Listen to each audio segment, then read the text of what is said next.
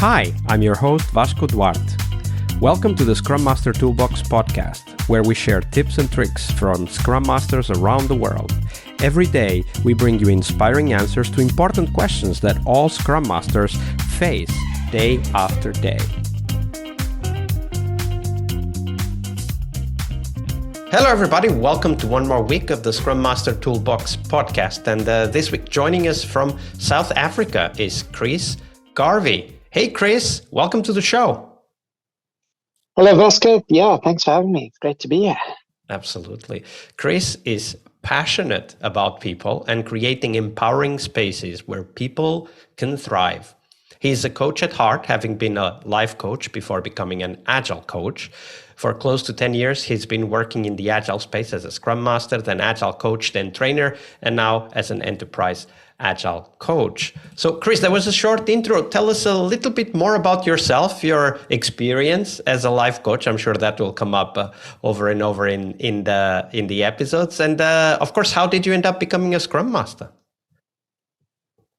Yeah, born and bred South African, Cape Townian, married, 2 kids, 11 and 8-year-olds, keep me busy at home, love the outdoors, love the mountain, love the beach. How did I become a Scrum Master? So I definitely took the garden route in terms of finding my fit and finding where I could thrive. So if you want to go way back, after school, I studied to become a minister. I did a year of your life thing and I wanted to go into ministry. Oh, wow. And that is quite different. Totally. And after that, I was like, nah, I don't want to do that. So then went to varsity and studied. I wanted to become a nature conservationist. So game ranger, I wanted to be in nature and just also unexpected. Exactly. Get away from people, get away from tech. But then towards the end of that, I was like, I need to get a real job with this. What am I going to do? So I then did GIS, Geographic Information Systems, and got a job in that more tech kind of environment. And then gravitated towards project management. So managing delivery and found a love for delivery and improving / optimizing processes and being able to deliver something great and all the challenges that come along with that. So definitely took the garden route and then discovered my love for people and went and became a certified professional coach, life coach.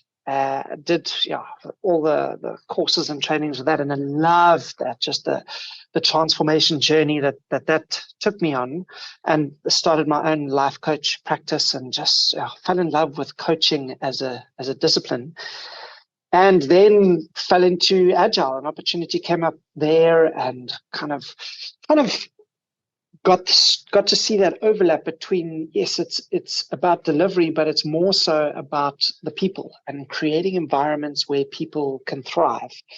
And so that intersection of delivery and people was really cool. It wasn't just people for the sake of people. And I love that anyway. I love just the transformation space, personal development space.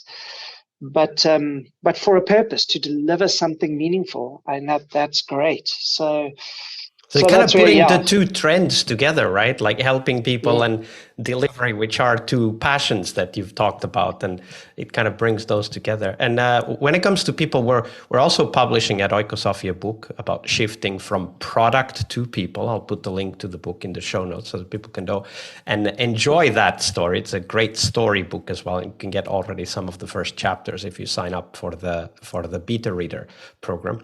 But coming back to you, Chris, of course, that's a very diverse journey, very different from many of our previous guests. So I'm really curious to ask the next question, because you're going to have a different perspective, I'm sure. And that, of course, is the question of failure. I mean, after all, it is Monday here on the podcast, and we want to dive into that just so that we can then discuss the learnings and what has changed in you after that. But first, tell us that story, step by step. What was happening that led to that difficult moment? Sure. I've got lots of work to do, even my relationship to that word failure. Right? But the biggest one, a few years ago, I landed at a emergency services tech company. So they built tech for 911 call centers. So really purposeful in terms of every second counts, trying to get emergency services to the scene of accidents or trauma as fast as you can, because it literally saves lives. So it was really, and it was actually hectic because it was just after my mom had passed away, and the emergency response for that had been terrible, and it could have made a difference. So it was really hit quite a spot for me to join this organization that had such a clear and there was no question about the purpose, right? Exactly, yeah. But then got in there and realized they were just exploding, just in terms of the standard. They were trying to give birth to a baby. So they were hiring 9 ladies and trying to do it in 1 month rather than one lady doing it in 9 months. And only once there, they realized, geez, they're trying to expand. They're late on this big deadline they're trying to chase. And as we know, adding more people to a late delivery only makes it later. So it just ended up being actually a terrible experience. Tell us more about that. Like what? So you saw that happening. They were late. They were hiring a lot of people. Like what were some of the patterns that you started noticing there? Yeah, so they were trying to hire more people to speed it up, but they were also then cotton on to let's go agile as a silver bullet, like as if agile can just solve everything. And it was just terrible. So there wasn't just chasing the deadline, the whirlwind of pressure that they put people under.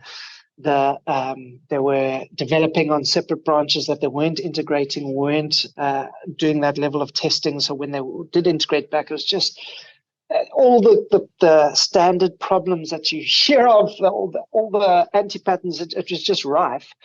But then as a Scrum Master, like, it's one of my patterns. I take my job too seriously, and I really struggled to find my value in that whirlwind, because we weren't able to go on an agile journey in any meaningful way. It was just implement the events and go, and I was doing agile rather than being agile and actually spending time to shift mindsets. So you felt you could not do your work as a Scrum Master then?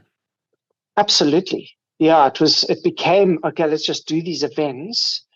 And then because of the pressure in the team, I shifted my own view of my role, where it was, okay, we're doing agile, but my role totally became just support people, do whatever it takes to help and support people, even on an emotional, personal, social level, which I enjoyed to a degree as well. But in that year, 3 people from that one team were booked off for 2 weeks for needed psychological space or close to breakdown. They had to be medicated. Like, just the amount of pressure that was on that I had to flip. But I really struggled, because here's my role as a Scrum Master, and we're doing things completely against, and even Agile was very often used abusively to have now this once a day meeting to get a status update report or micromanage and put pressure in. And it was just so awful. And there just wasn't space for any coaching conversations or that kind of angles, just pressure deliver. And I know it's a sentiment that are in a lot of organizations, and it's just a trap that we just see all too often, where it's the pressure of delivery and not doing the proper work. So if you could go back to that story and kind of do it all over again, Chris, what would you do differently if it happened today? Oh, I don't think I would. It's a great question, because getting into my coaching stance, you can only coach by invitation, and it's such a sacred space. And you also, hindsight is 2020, so you can't know when going in, but just that space and the whirlwind and expectation from management, senior leadership. This is a silver bullet. We just have to deliver to these timelines. I don't think they could have heard. I don't know if there was ever a way to do it better or do it well. You can always do it better, and going in, I could have done it better, but it is that conflict as a coach, though, and I always want to be giving value and feeling valuable. And as a coach, you're not a player on the field. You can't score goals. You're not in the delivery. You're a what's the word? You're a coach. You're a coach. You're a multiplier. You create environments. You create space. You come alongside. You make the system aware of itself. Create mirrors.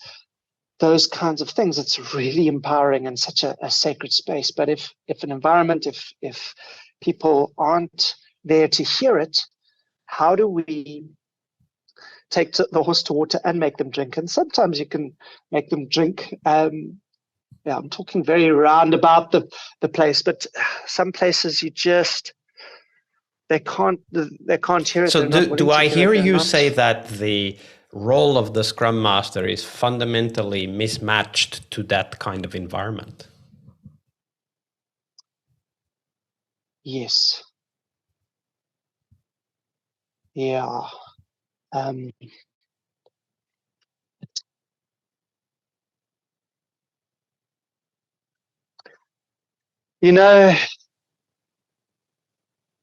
Sometimes when you're a hammer, everything looks like a nail. And in some spaces, you hang yourself by trying to go agile, but there's still so much of a waterfall mindset, or it's still deadline project driven, that you're trying to do both, but inherently that the system, the management, the people aren't ready for the new, that you trip yourselves up. A friend of mine, fellow coach, once said to me, she would much prefer to be on a waterfall project with agile-minded people than on an agile project with waterfall-minded people. That's beautifully said. It was great. Yeah. And it talks to agile is more of a mindset than it is the doing side of the delivery mechanism. And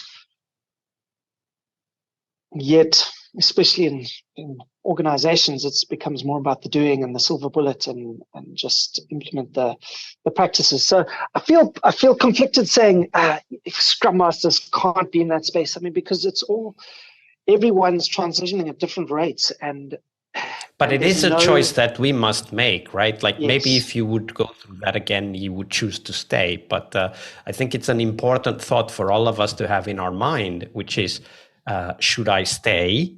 And of course, take on the consequences of that decision, including potential burnout, like happened to some of your colleagues. Or should I leave and move on to other organizations where maybe they're still doing waterfall, but they have agile-minded people, as your colleague said, right? And I think that's a very important question for us as coaches and Scrum Masters. Yeah, it's so great a question, because very often we have these wishes as agile coaches. We wish it was easier. We wish there weren't as many anti-patterns. We wish it wasn't so challenging. But it's the very reason that we have jobs. It's the reason that there's such a need for coaching, is because this is such a big challenge.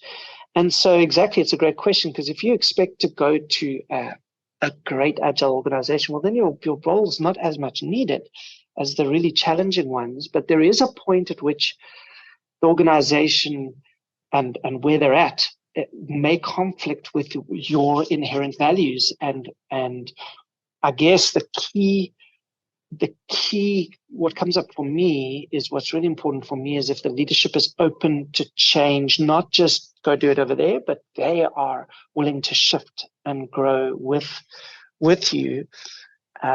Thank you for sharing that story with us, Chris. I think it's something that we all should be reflecting on, and not an easy question to reflect on either. Thank you for sharing. Well, good job. Pleasure. Thanks, Pascal. Monday is about what we learn from our obstacles and our failures. But tomorrow is Team Tuesday here on the Scrum Master Toolbox podcast. We explore teams and their journeys, the habits they develop that threaten their performance, how each of our guests helped their teams evolve, and the one key lesson they learned from that experience. We really hope you liked our show. And if you did, why not rate this podcast on Stitcher or iTunes? Share this podcast and let other Scrum Masters know about this valuable resource for their work. Remember that sharing is caring.